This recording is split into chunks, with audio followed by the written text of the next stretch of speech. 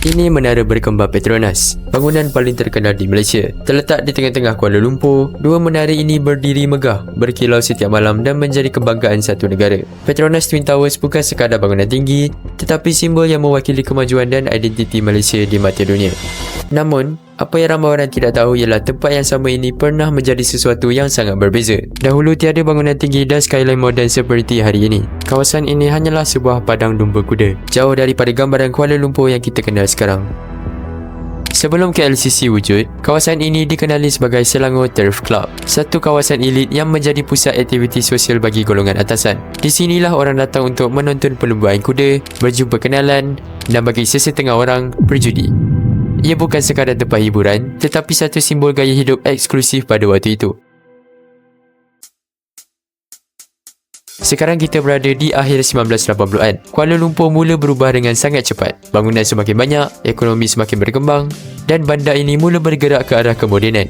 Pada waktu itu, Malaysia berada di bawah kepimpinan Perdana Menteri Tun Dr. Mahathir Mohamad, seorang pemimpin yang tidak pernah melihat Malaysia sebagai negara biasa. Beliau percaya bahawa Malaysia bukan sekadar perlu berkembang, tetapi perlu dikenali di peringkat global. Bagi beliau, pembangunan bukan hanya tentang ekonomi, tetapi tentang identiti, keyakinan dan bagaimana sebuah negara memperkenalkan dirinya kepada dunia. Pada masa itu, banyak negara maju sudah mempunyai simbol mereka sendiri.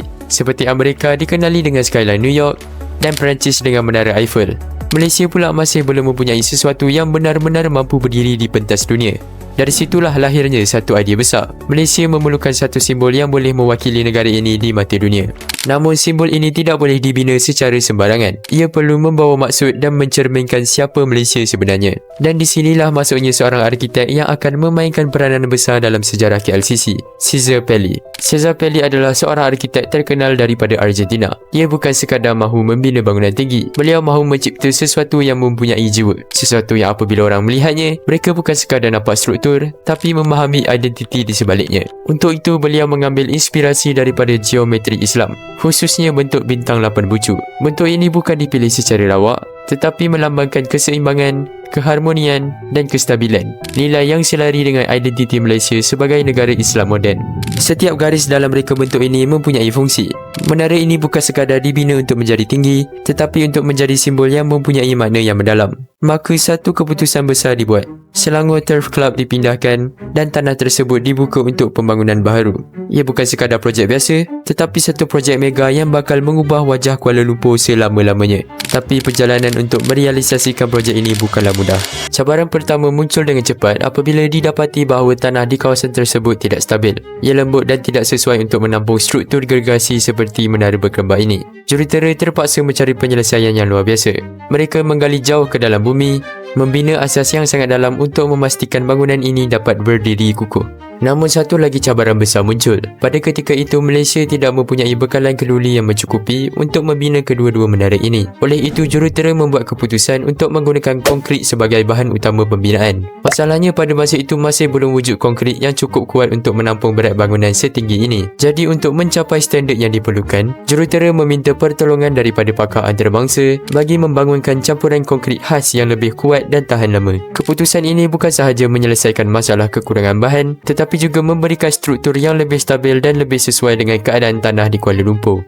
Pembinaan menara ini juga menggunakan cara yang unik. Dua menara tersebut tidak dibina oleh satu syarikat, tetapi oleh dua syarikat berbeza. Menara pertama dibina oleh syarikat dari Jepun, Hazama Corporation, manakala menara kedua dibina oleh syarikat dari Korea Selatan, Samsung C&T bersama Kudong Engineering and Construction. Walaupun secara rasmi ia hanyalah pembahagian kerja, dalam realiti ia menjadi satu perlumbaan di antara Jepun dan Korea Selatan. Kemajuan mereka dibandingkan dan tekanan semakin meningkat. Ini merupakan idea Dr. Mahathir untuk mempercepatkan pembinaan projek ini. Dan akhirnya pada Februari 1956, syarikat Samsung C&T berjaya menyiapkan menara 2 lebih awal. Kira-kira sebulan mendahului Hazama Corporation yang membina menara 1. Ia mungkin hanya perbezaan beberapa minggu, tetapi dalam projek sebesar ini, itu adalah satu pencapaian yang besar untuk ditunjuk. Di antara kedua-dua menara ini, dibina satu struktur yang kini menjadi simbol ikonik KLCC, Sky Bridge. Ramai menganggap ia sekadar tarikan pelancong, tapi sebenarnya ia mempunyai fungsi yang jauh lebih penting. Sky Bridge direka sebagai laluan keselamatan yang membolehkan pemilik pemindahan dari satu menara ke menara lain sekiranya berlaku kecemasan. Selain itu, ia juga direka untuk bergerak sedikit bagi menyesuaikan diri dengan pergerakan bangunan akibat angin. Semua ini menunjukkan bahawa setiap bahagian KLCC bukan dibina secara rawak tetapi dirancang dengan teliti. Akhirnya, pada tahun 1958, projek ini siap sepenuhnya dan menara ini dirasmikan pada 31 Ogos 1959 bersempena sambutan Hari Kemerdekaan Malaysia yang ke-42. Dengan ketinggian 452 meter, KLCC menjadi bangunan tertinggi di dunia pada waktu itu, mengatasi semua pencakar langit lain.